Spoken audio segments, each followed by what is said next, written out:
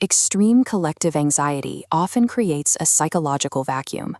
When a community faces a threat they cannot control, they look for something or someone to fight. They manufacture a tangible enemy to regain a sense of agency. For 3 months, the village of Ketpur suffered under a brutal drought. The agricultural economy collapsed, leaving the populace terrified and desperate as their livelihood turned to dust. This environment triggered the scapegoat mechanism. When a closed group faces unsustainable internal pressure, they subconsciously select an outlier to bear the blame.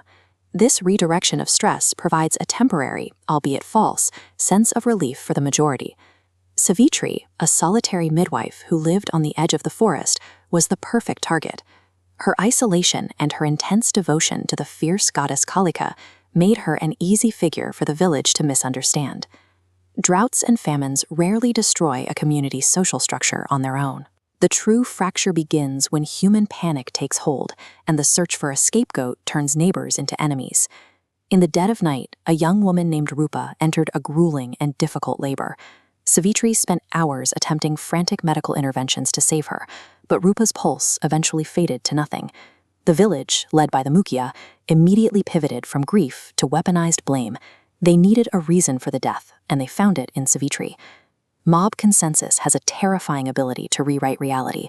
Within minutes, Savitri's medicinal prayers were reimagined as dark chants, and her history of saving lives was erased by a new narrative of witchcraft. Logic was ignored. The mob accused Savitri of insulting the goddess and causing the drought. They burned her home to the ground, destroying her life's work and her supply of medicines in a single night of violence. By violently stripping Savitri of her home and her dignity, the village achieved a tragic irony. They created the exact evil they originally feared by pushing a healer into the darkness of exile. Savitri retreated to the ancient, ruined Kalika temple at the edge of the forest.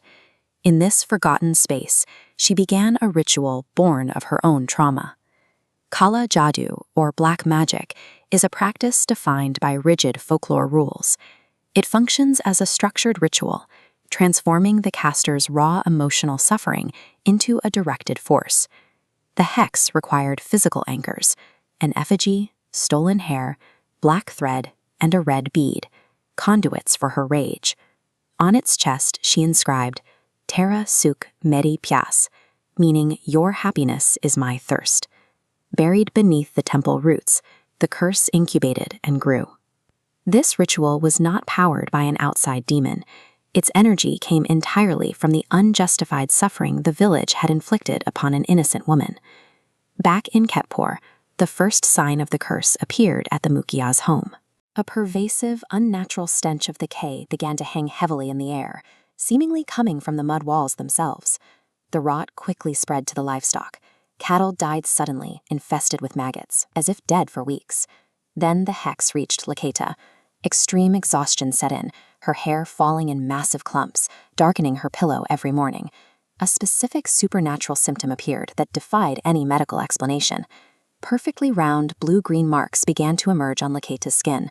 They were freezing to the touch, feeling like cold metal coins embedded in her flesh. Laketa's psychological state collapsed next.